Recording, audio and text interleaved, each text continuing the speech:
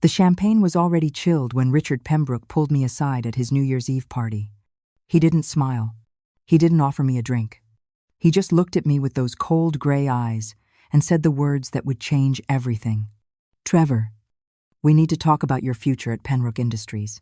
Or rather, your lack of one. I'm Trevor Hartley. I'm 47 years old. And until that moment, I thought I had everything figured out. For 13 years, I'd worked at my father-in-law's manufacturing company, starting as a junior operations manager and working my way up to senior vice president. I'd given that company everything. Weekends, holidays, time with my daughter that I'd never get back. All because Richard Pembroke had promised me that loyalty meant something in his world. The party was in full swing behind us. My wife, Deanna, was laughing with her mother near the appetizer table. My 12-year-old daughter, Emma, was playing with her cousins in the den. Everyone was celebrating the arrival of a new year, completely oblivious to the fact that mine was about to end. "What do you mean, my lack of future?" I asked, keeping my voice low. We were standing in Richard's home office, away from the noise and the people who still believed this was just another family gathering. Richard leaned against his mahogany desk, the one I'd helped him pick out 5 years ago when he'd renovated this office. "You're 47. Trevor, that's not old for a man. But it's old for this industry. We need fresh blood. Younger minds who understand where technology is heading." I felt like I'd been punched in the chest. "Richard, I've been with you for 13 years. I've increased production efficiency by 40%. I've brought in contracts worth millions. The Santiago deal alone was 2 years ago." He interrupted. "What have you done lately, and more importantly, what can you do for the next 20 years? Because that's what I need to think about. The future of this company." The worst part was how casual he sounded, like he was discussing the weather instead of destroying my career. Like 13 years of dedication meant nothing more than an expired warranty. "You're firing me," I said, the words tasting like ash in my mouth. "We're restructuring," Richard corrected. But his tone made it clear that was just corporate speak for the same thing. "Brett Carlson is taking over your position. He's 29, has an MBA from Stanford. And frankly, he brings an energy to the company that we desperately need." Brett Carlson. I knew him. Young, ambitious, the kind of guy who wore expensive suits and talked about disruption like it was a religion. He'd been hired 6 months ago as a consultant, and I'd even mentored him on some of our larger accounts. When I asked, "January 15th will be your last day. We'll give you a severance package. Of course, 6-month salary. Health insurance for a year. It's more than generous. 6-month salary after 13 years of service. More than generous." The rage building inside me was making it hard to breathe. "Does Diana know?" I asked. "Not yet. I thought you'd want to tell her yourself. After the party." "Of course. No need to ruin everyone's New Year's Eve." That's when I understood this wasn't just a business decision. This was personal. Richard had never thought I was good enough for his daughter. Never believed a kid from a working-class neighborhood in Pittsburgh deserved to be part of the Pembroke family. And now that he'd gotten 13 years of work out of me, he was done. I walked out of that office and stood in the hallway listening to the party sounds filtering through the walls. Laughter, music, people toasting to new beginnings while my world was ending. Diana was still by the appetizer table, but now she was looking at her phone, smiling at something on the screen. Emma had moved to the piano and was picking out a melody with one finger, her face scrunched up in concentration. I made a decision right then. Not the smart decision, not the practical decision, but the only decision that felt honest. I left. I walked past the party, grabbed my coat from the front closet, and drove home in silence. The clock on my dashboard said it was 10:47 p.m. In an hour and 13 minutes, everyone would be counting down to the new year. They'd be kissing and hugging and making resolutions about becoming better people. I'd be packing my bags. If you're finding value in this story, if it's making you think about loyalty, family, and what really matters when the people you trust betray you. Please hit that subscribe button right now. Leave a comment below about a time when someone you trusted let you down. And don't forget to like this video. Your support means everything and helps me continue sharing these powerful stories. The house was quiet when I got home. Too quiet. I stood in the living room where Diana and I had hosted our own New Year's parties for years, where Emma had taken her first steps, where we'd built what I thought was a real life together. I grabbed 2 suitcases from the garage and started packing clothes. Toiletries. The few personal items that actually mattered to me. The photo of my parents who'd both passed away within 6 months of each other 3 years ago. The pocket watch my grandfather had given me when I graduated college. Emma's baby blanket that I'd kept in my office drawer because sometimes on hard days I just look at it and remember why I was working so hard. I was almost finished when I heard Diana's car in the driveway. The front door opened and her voice called out sharp with anger. "Trevor, what the hell do you think you're doing leaving the party like that? Do you have any idea how embarrassing that was?" I walked out of the bedroom with my suitcase. Diana stood in the hallway, still in her designer dress, her face flushed from champagne and rage.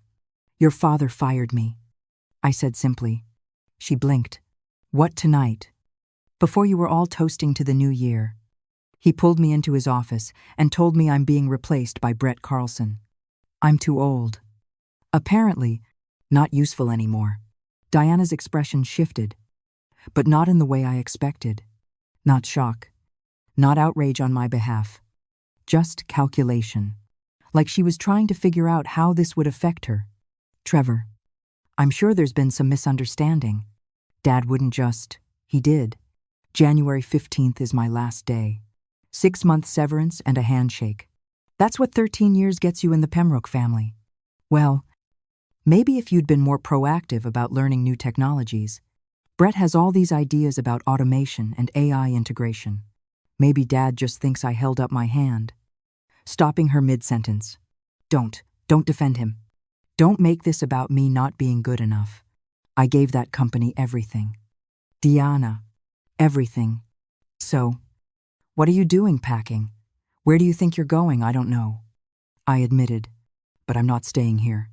Not in this house that your father bought for us. Not in this life where I'm only valuable as long as I'm useful to the Pembroke Empire. Diana's eyes went cold. "You're being ridiculous. It's almost midnight. Where's Emma? Did you even think about your daughter Emma's, still at your parents' house with her cousins? She'll be fine there tonight. Tell her I love her. Tell her I'll call tomorrow. Trevor, if you walk out that door, what, you'll divorce me? Your family's already thrown me away."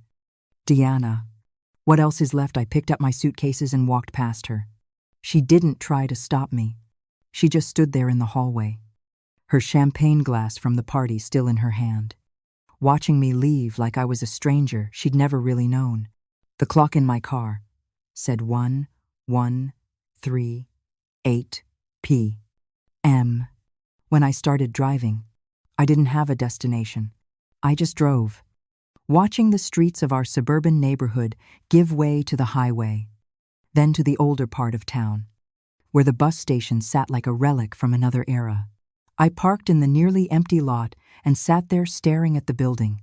A few people were inside, visible through the grimy windows. Travelers heading somewhere for the new year. People with plans and places to go. I had nothing. No plan. No destination. Just the clothes in my suitcases and a rage that was slowly turning into something else. Grief, maybe? Or just exhaustion. The clock hit midnight while I sat there. Somewhere, people were cheering and kissing and making promises about better tomorrows. Somewhere. My daughter was probably watching her grandparents' clock count down to 0. Somewhere. Diana was telling her family that Trevor had just gone crazy. Left for no reason. Proved he'd never really been Pembroke material after all. I got out of the car and walked into the bus station. The ticket counter was staffed by a bored-looking kid who couldn't have been more than 20. Behind him, a departure board listed cities I'd never been to. Chicago, Denver, Seattle. Portland. Help you? The kid asked. How much for a ticket to anywhere? He looked at me like I was insane. You got to pick a city. Man. Chicago, I said, picking the first one on the list. One way? The ticket cost $127. The bus left at 2:15 a.m. I had 2 hours to kill in a bus station on New Year's Eve, watching drunk people stumble in and out, watching families reunite, watching other people's lives happen, while mine fell apart. I sat down on one of the hard plastic chairs and pulled out my phone. 43 messages. Most from Diana, ranging from angry to desperate. 3 from her mother, asking where I was and whether I needed help. 2 from Emma, sent before midnight. Dad, where are you, and Happy New Year. Daddy. I couldn't answer any of them. What would I say? That her grandfather had discarded me like garbage, that her mother had taken his side, that everything I'd built for her was falling apart because I wasn't young enough, wasn't useful enough, wasn't Pembroke enough. Excuse me. Sir, are you okay? I looked up to find a young woman standing in front of me. She was maybe 28 or 29, with dark hair pulled back in a ponytail and eyes that held genuine concern. She was carrying a messenger bag and a coffee cup, dressed like she'd just come from an office, even though it was past midnight. I'm fine, I said automatically, but my voice cracked on the second word. She sat down in the chair next to mine, uninvited, but not unwelcome. You don't look fine. You look like someone who just had the worst night of his life. There was something about her directness that made the walls I'd been building crumble. Maybe it was because she was a stranger. Maybe it was because I had nothing left to lose. My father-in-law fired me tonight, I said, the words tumbling out. At his New Year's Eve party after 13 years with his company. Said I was too old, not useful anymore. Told me I'm being replaced by some 29-year-old with an MBA who thinks he knows everything. The woman nodded slowly. That's brutal. I'm sorry. And my wife? I laughed bitterly. My wife took his side. Didn't even question it. Just started making excuses for him like I deserved it somehow. So, you're running, I'm leaving. There's a difference. Is there? She took a sip of her coffee. Where's the bus ticket taking you, Chicago? Or maybe nowhere. I don't know anymore. She was quiet for a moment, studying me with those intense eyes. Then, she pulled out her phone and made a call. Dad, she said when someone answered. I found him. I stared at her. What? Yes. I'm sure. She continued into the phone, looking directly at me. He's at the bus station. Bought a ticket to Chicago. About to throw away 13 years of experience because some rich convinced him he's worthless. Who are you? I asked. But she held up one finger, still listening to whoever was on the other end of the call. Okay, I'll bring him. She hung up and turned to me. My name is Victoria Ashford. My father is James Ashford. He runs Ashford Manufacturing Solutions. The name hit me like a freight train. Ashford Manufacturing Solutions was one of the biggest industrial consulting firms in the country. They specialized in turning around failing companies, optimizing operations, bringing dying businesses back from the brink. Why are you here? I managed to ask. Because my father sent me to find someone specific. Someone who increased production efficiency by 40% at Pembroke Industries. Someone who landed the Santiago deal against 3 bigger competitors. Someone who's apparently stupid enough to think he's washed up at 47. I couldn't process what I was hearing. How do you know about my father's been watching you for 2 years? Mr. Hartley. He's been waiting for the day Richard Pembroke would be dumb enough to let you go. And when I saw the guest list for tonight's party and heard through the grapevine what was happening, I knew tonight was the night. This doesn't make any sense. Victoria stood up and held out her hand. Come with me. My father wants to meet you. And trust me, what he's offering is a lot better than a bus ticket to Chicago and a life spent wondering what could have been. I looked at her hand, then at the departure board, then back at her. Every rational part of my brain was screaming that this was insane. But the same rational brain had gotten me 13 years of loyalty to a man who'd thrown me away without a second thought. "What does your father want?" I asked. "To offer you a job and to show you what you're really worth." I took her hand and stood up. The ticket to Chicago stayed on the seat behind me. Some journeys, I was learning, aren't meant to be taken. Some endings are really just beginnings in disguise. We drove through the quiet streets in Victoria's Tesla, the city lights reflecting off buildings that looked different somehow. Everything looked different now. She didn't make small talk, didn't try to fill the silence. She just drove with the confidence of someone who knew exactly where she was going and why. "Can I ask you something?" I finally said. "Shoot." "Why me? There are younger guys with better credentials. People with MBAs from schools I couldn't afford. What makes me worth hunting down at a bus station?" Victoria glanced at me, then back at the road. "You know what my father says about business school graduates? They know all the theories, but none of the realities. They can tell you how to optimize a process on paper, but they've never stood on a factory floor at 300 a.m. trying to figure out why production line 7 keeps jamming. Pembroke said I was too old. That I don't understand new technology.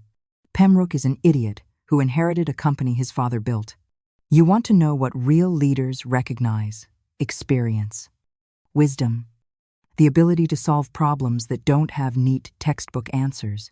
We pulled into the parking garage of a downtown high-rise. Even at 1:00 a.m. on New Year's Day, the building was lit up, its windows glowing against the night sky. Your father works on New Year's. My father works whenever there's work to be done. You'll like him. The elevator took us to the 27th floor. The doors opened directly into a reception area that screamed success. Modern art on the walls, sleek furniture, floor-to-ceiling windows overlooking the city. But it wasn't ostentatious. It was confident. The difference was everything. James Ashford was standing by the windows when we entered, a coffee cup in his hand. He was maybe 65, with silver hair and the kind of presence that filled a room. When he turned to face me, I saw Victoria's eyes in his face. "Trevor Hartley," he said, crossing the room with his hand extended. "Thank you for coming." His handshake was firm, and I noticed the calluses on his palm. This wasn't a man who'd spent his life behind a Powika desk. He'd worked with his hands, built things, understood what real labor meant. "Mr. Ashford, I appreciate whatever this is, but I'm confused about why I'm here. You're here because Richard Pembroke is a fool, and I'm not." He gestured to a leather chair. "Sit. Let's talk." Victoria disappeared into another office, leaving us alone. James settled into the chair across from me, setting his coffee on the table between us. "I've been tracking your career for 3 years," he said. "Ever since you turned around Pembroke's Michigan facility. Do you remember that project I did? The Michigan plant had been bleeding money on the verge of closure. I'd spent 6 months there, living in a cheap motel, working 16-hour days to diagnose the problems and implement solutions. By the time I left, the facility was profitable again. 53 jobs saved. I remember you didn't just save that facility. Trevor, you fundamentally changed how it operated.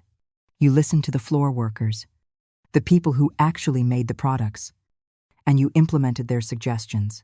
That's rare. Most consultants come in with prefabricated solutions that ignore the human element.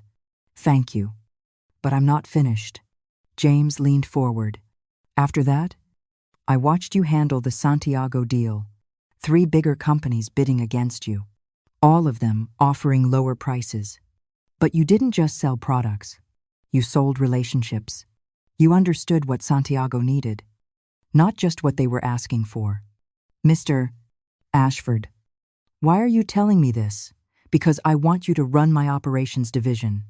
Full autonomy. 6-figure salary with performance bonuses. Equity stake in the company. You'll oversee 12 regional managers and be responsible for $500 million in annual operations." The number hit me like cold water. That's more than I was making at Pembroke. That's what you're worth. Trevor, what you've always been worth. Richard Pembroke was too stupid to see it. I sat back in the chair, my mind racing. But I don't have an MBA. I don't have the credentials that you have. 13 years of real-world experience. You have the kind of practical knowledge that can't be taught in business school. And more importantly, you have something most people in this industry lack. Integrity. How do you know that? James smiled.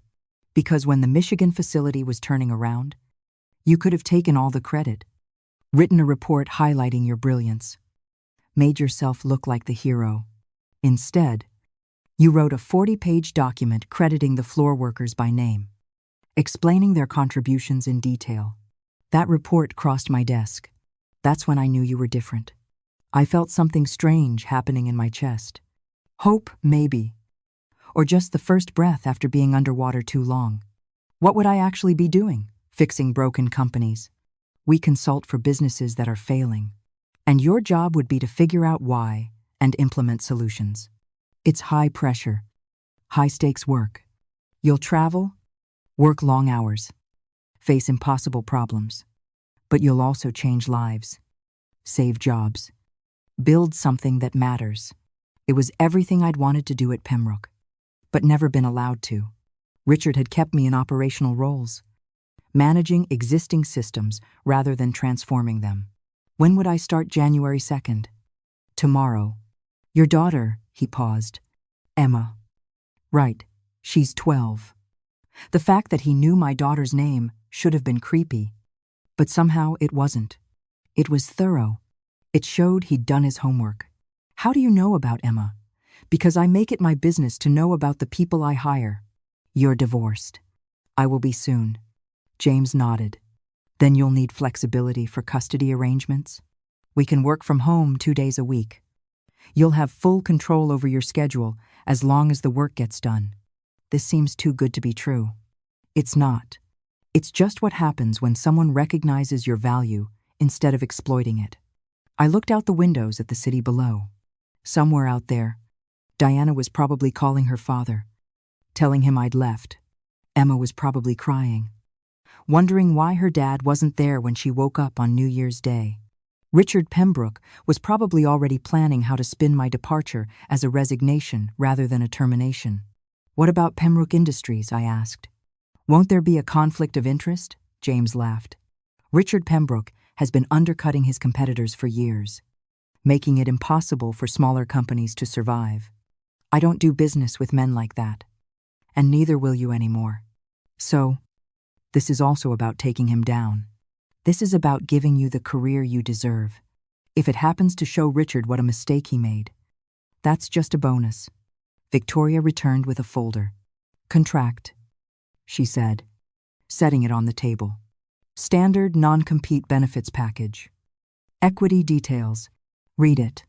If you want a lawyer to review it, we can wait. I picked up the folder. The salary number on the first page was more than I'd made in 2 years at Pembroke. The equity stake would be worth millions if the company continued growing at its current rate. Why? Victoria, I asked suddenly. Why send your daughter to find me at a bus station? James smiled. Because Victoria has good instincts about people, and because I wanted you to see that this company values family. I work with my daughter because she's brilliant, not because she's my daughter. Merit matters here. Trevor, that's the culture we've built. I thought about Richard Pembroke, who'd given his own son-in-law 13 years of work and 0 respect, who'd hired Brett Carlson because he looked good on paper, not because he'd earned his position. I'll take it. I heard myself say. James stood and extended his hand again. Welcome to Ashford Manufacturing Solutions. You start tomorrow at 9:00 a.m. Victoria will show you your office and introduce you to the team. Tomorrow's January 1st, and you've got $500 million worth of operations to familiarize yourself with. The team's expecting you. We shook hands, and I felt something shift inside me. Not just relief, but purpose, direction, the sense that maybe this wasn't an ending after all. Victoria drove me to a hotel near the office. One of those extended stay places with kitchenettes and workspace. Company will cover 2 months while you figure out your living situation, she said. After that, there's a relocation package if you want to move closer to the office. I need to see my daughter. Of course. Take the morning. Come in after lunch. The 9:00 a.m. thing was just to see if you were serious. I almost laughed. You were testing me, always. My father didn't build this company by taking people at face value. She pulled into the hotel parking lot. Trevor, I'm going to be honest with you. This job is going to be hard. You're going to face resistance from people who think you got the position because Dad felt sorry for you. You're going to work longer hours than you did at Pembroke. At least for the first year. I can handle that. I know you can. I read your performance reviews. All of them from every year. You've been carrying Pembroke's operations division for the past 5 years. Now you'll finally get credit for it. After she left, I sat in the hotel room for a long time staring at my phone. Eventually, I called Diana. She answered on the first ring. Where the hell are you? I'm at a hotel. Is Emma okay? She's upset. Trevor, she doesn't understand why you left. Can I talk to her? It's 2:00 a.m. She's asleep. Then tell her I love her.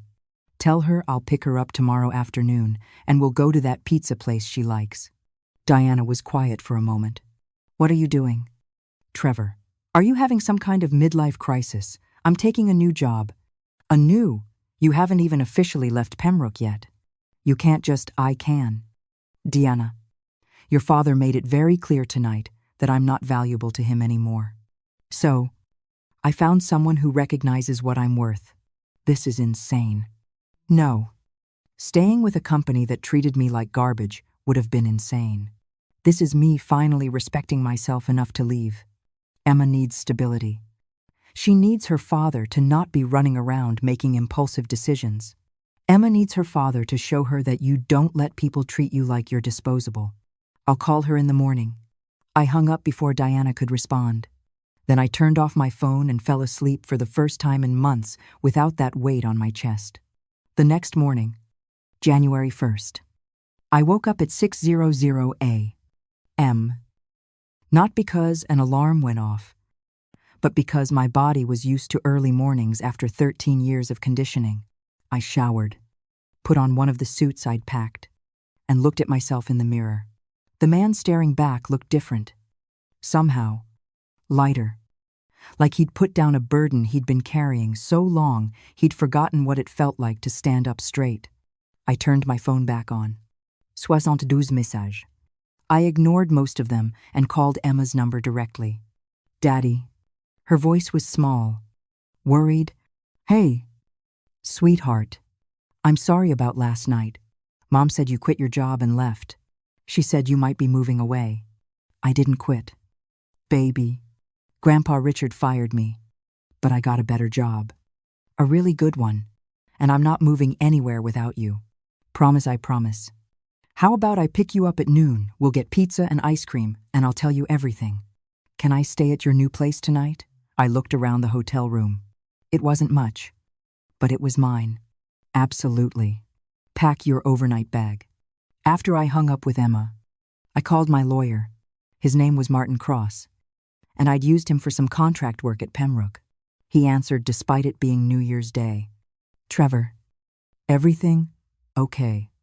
I need you to handle my divorce, and I need you to make sure my severance package from Pembroke Industries is airtight. No loopholes.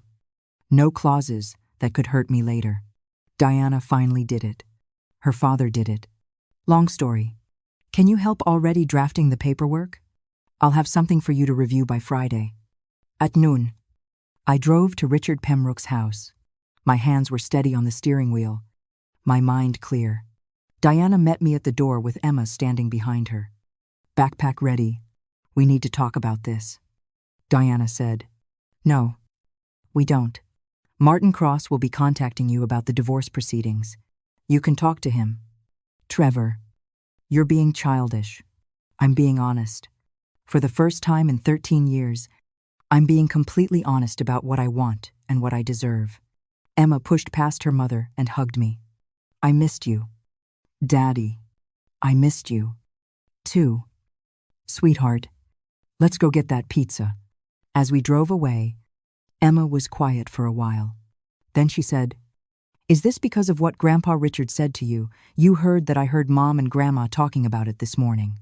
They said Grandpa was just doing what was best for the company. That you should understand it's not personal." I pulled into the pizza place parking lot and turned to face my daughter. "Emma, I want you to remember something. When someone tells you that treating you badly isn't personal, they're lying. Everything we do to other people is personal. And if someone makes you feel like you're not valuable, like you're not enough, you walk away. You find people who see your worth, like your new job, exactly like my new job." Over pizza, I told her everything about James Ashford and Victoria, about the new position, about the opportunities ahead.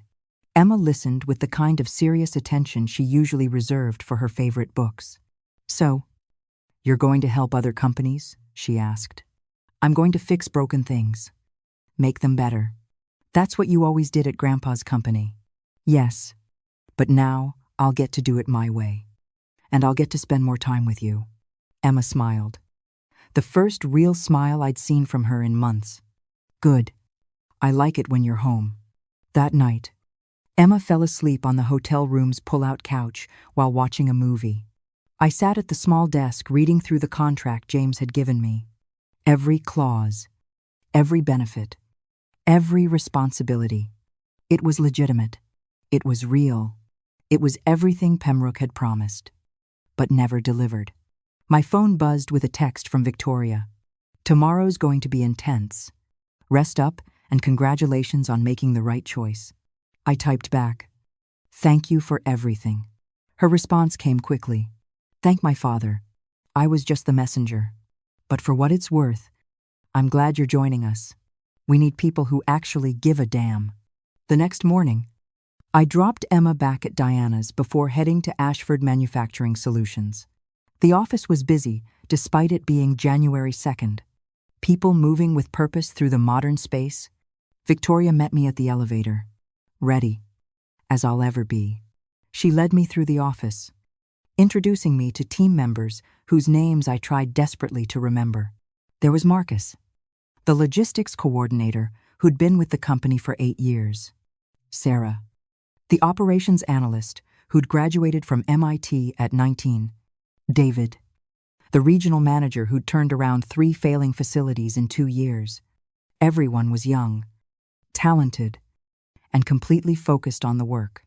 No politics, no backstabbing, just competence and respect.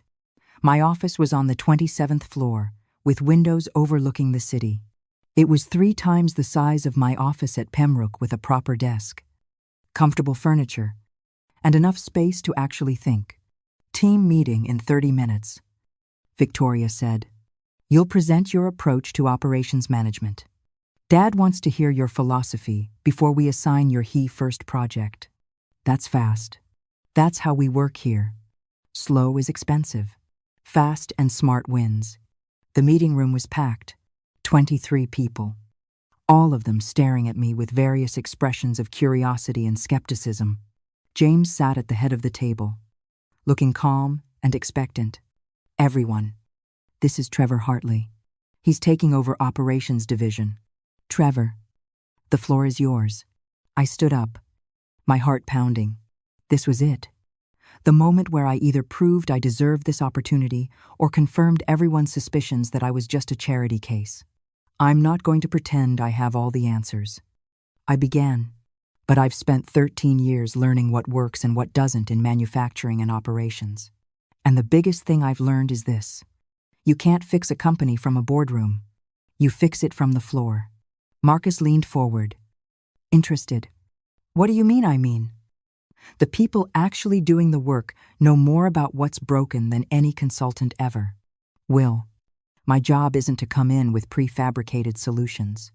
It's to listen, learn, and implement changes that make sense for each specific situation." Sarah raised her hand. "But what about standardization? Efficiency across multiple facilities. Standardization is important, but not at the cost of effectiveness. Every facility is different. Different workers, different equipment, different challenges. You have to adapt your approach to the reality on the ground. The questions came fast after that. Hard questions. Smart questions. The kind of challenges that force me to defend my philosophy with specifics and examples. By the end of the hour, I was exhausted but exhilarated.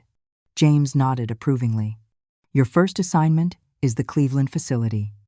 They're bleeding $200. 000 a month. And the client wants to shut them down. You have 90 days to turn it around or recommend closure. Victoria will go with you as lead analyst. 90 days. 200 美元. 000 a month in losses. Everything. Riding on my first project with this company. When do we leave? I asked. Tomorrow morning. 6 a.m. Flight. That night, I called Emma to say goodnight. I'm going to Cleveland for a while. Sweetheart, but I'll be back every weekend to fix broken things. Exactly. I'm proud of you. Daddy.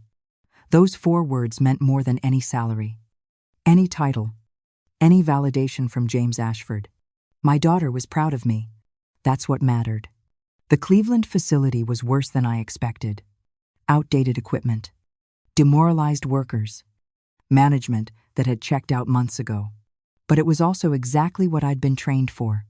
Victoria and I spent 3 days just listening, talking to line workers, maintenance crew, floor supervisors. Everyone had ideas about what was wrong. Most had suggestions about how to fix it. Why hasn't anyone implemented these solutions? Victoria asked one of the senior workers. Because nobody ever asked us. The consultants, before you came in, looked around for 2 days, wrote a report, and left. They never actually talked to us. That became our approach. Every morning, we'd work the floor ourselves, learning the equipment, understanding the workflow, experiencing the problems firsthand. Every evening, we'd compile notes and develop solutions based on what the workers had told us. After 30 days, we'd cut losses to $120. 000 a month. After 60 days, we'd broken even. After 90 days, the facility was profitable for the first time in 3 years. James flew out for the final review. He walked the floor, talked to the same workers Victoria and I had interviewed on day 1, and reviewed our implementation reports. Trevor, he said, as we stood in the parking lot watching the evening shift arrive. This is exactly what I knew you could do. It was a team effort. Victoria was instrumental. Yes, she was. But you let it. You made the decisions. You earned their trust. That's leadership. 6 months into my new job, I got a call from Brett Carlson. He'd been running my old division at Penrook Industries for 5 months. Trevor, this is Brett. I need your advice. About what? Everything. The Michigan facility is failing again. Production efficiency has dropped 22% since you left. I've tried implementing new systems, but nothing's working. I almost laughed. Almost. Brett, did you talk to the floor workers? Did you ask them what changed? I sent out a survey. A survey. Did you actually go there? Stand on the floor. Talk to people face to face. Silence. Then Richard said you were old-fashioned. That surveys and data analytics were more efficient. Richard was wrong about a lot of things. The data doesn't tell you about the foreman whose wife just had cancer, or the machine that makes a weird noise before it breaks down, or the shortcut everyone knows about but isn't in the manual. You have to be there. Brett, you have to care about the people, not just the numbers. Will you help me? No. But I'll give you the same advice my father gave me when I was starting out. The people doing the work know more than you do. Listen to them. I hung up and felt something unexpected. Not satisfaction. Not vindication. Just sadness for what Pembroke Industries was becoming without anyone who actually understood how to run it. A year after leaving Pembroke, I was promoted to Executive Vice President at Ashford Manufacturing Solutions. I oversaw 47 facilities, managed 200 employees, and had turned around 9 failing operations. Emma spent every weekend with me in my new house. Diana had remarried some corporate lawyer who worked even longer hours than I used to. She seemed happy, and I was genuinely glad for her. Richard Pembroke's company started losing major contracts. Clients weren't happy with the quality decline. Brett Carlson quit after 8 months. Burned out and broken by a job he wasn't ready for. I didn't feel good about it. I just felt grateful that I'd found people who valued what I brought to the table. The call came on a Tuesday afternoon. Victoria burst into my office with her phone out. "You need to see this." It was a news article. Pembroke Industries files for bankruptcy protection. I sat down slowly, reading the details. 3 years of declining revenue, failed modernization efforts, loss of major clients. Richard Pembroke was stepping down as CEO. "How do you feel?" Victoria asked. "Tired, sad. That company employed 300 people. They'll all lose their jobs because Richard was too proud to recognize what he had. You could buy it." I looked up at her. "What? Dad's already running the numbers. Pembroke Industries could be acquired for maybe $15 million. That's nothing for our portfolio. You could run it, fix it, save those jobs." The idea was insane and perfect at the same time. Would James actually do that? He would if he wanted it, as a way of showing Richard Pembroke what happens when you throw away valuable people. I thought about those 300 workers, people I'd worked with for 13 years, friends, colleagues, people with families and mortgages and lives that were about to be destroyed. Set up the meeting. 3 weeks later, I walked into Richard Pembroke's office as the new CEO of Pembroke Industries. The building was the same. The furniture was the same, but everything else was different. Richard was still there, cleaning out his personal items. He looked up when I entered, and something in his expression crumbled. "Trevor, Richard, you're here to gloat." "No. I'm here to save the jobs of 300 people who don't deserve to suffer because you made bad decisions." He sank into his chair. "I was wrong about you." "Yes, you were. But that's not why I'm here. I'm here because this company still has value. The workers still have skill. The clients still have needs. You just forgot how to connect those things." "What are you going to do?" "I'm going to fix it the same way I fixed 9 other companies, by listening to the people who actually do the work." Richard nodded slowly. "Diana says you're happy that Emma talks about you like you're some kind of hero. I'm not a hero. I'm just a man who finally figured out that my value doesn't come from someone else's opinion of me. It comes from what I know I can do." He stood and extended his hand. "Good luck. Trevor, this company, it deserves someone who cares about it." We shook hands, and I watched him walk out of the office that had been his for 30 years. Then I called Victoria. "Get the team together. We've got work to do." Over the next 18 months, we turned Pembroke Industries around completely. We brought back old clients who'd left during the decline. We upgraded equipment and processes. Most importantly, we listened to the workers and implemented their suggestions.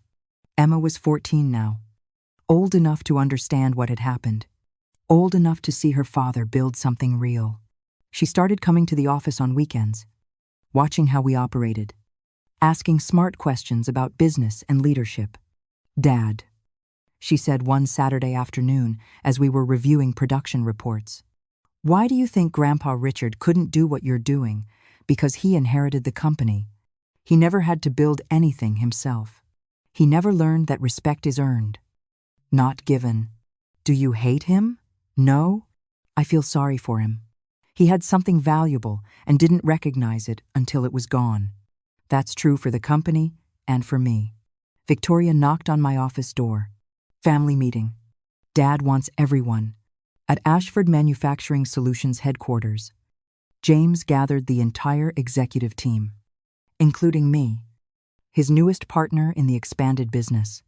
"We've had a record year," James announced. "Revenue up 40%. 12 successful turnarounds. And the acquisition of Pembroke Industries has opened doors we never thought possible. He looked directly at me.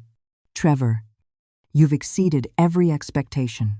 You took a bus station breakdown and turned it into the catalyst for transforming not just your life, but multiple companies and thousands of lives. I had help. I said, Victoria found me. You gave me a chance. The teams did the actual work, but you led them. That's what matters. After the meeting, James pulled me aside. I'm retiring in 2 years. Victoria will take over as CEO. But I want you as president and COO. You'll run the operations side completely. James, I don't know what to say.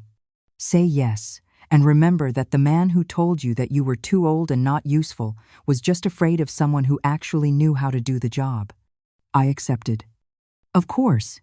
And as I drove home that night, I thought about that moment at the bus station when everything seemed lost and a stranger with kind eyes asked if I was okay. Sometimes being broken is the only way to discover what you're really made of. Sometimes the people who throw you away are just making room for the people who will recognize your worth. And sometimes the best revenge isn't revenge at all. It's just living well, building something real, and showing the people who underestimated you exactly what they lost. My name is Trevor Hartley. I'm 50 years old. I'm the president and COO of Ashford Manufacturing Solutions and the CEO of Pembroke Industries. I'm a father to an incredible daughter who's already smarter than I'll ever be. And 3 years ago, I was sitting in a bus station thinking my life was over when it was really just beginning. If you found value in this story, if it reminded you that your worth isn't determined by the people who failed to see it, please share this video with someone who needs to hear it. Leave a comment below about a time when losing everything led to finding something better. And subscribe to this channel for more stories about ordinary people discovering extraordinary truths when they refuse to accept someone else's definition of their value. Because everyone has something valuable to offer. Sometimes it just takes being thrown away to realize it. And sometimes the best thing that can happen is having someone see your worth when you can barely see it yourself. Thank you for watching, and remember, you're never too old, never too broken, and never too far gone to start over and build something better than what you lost.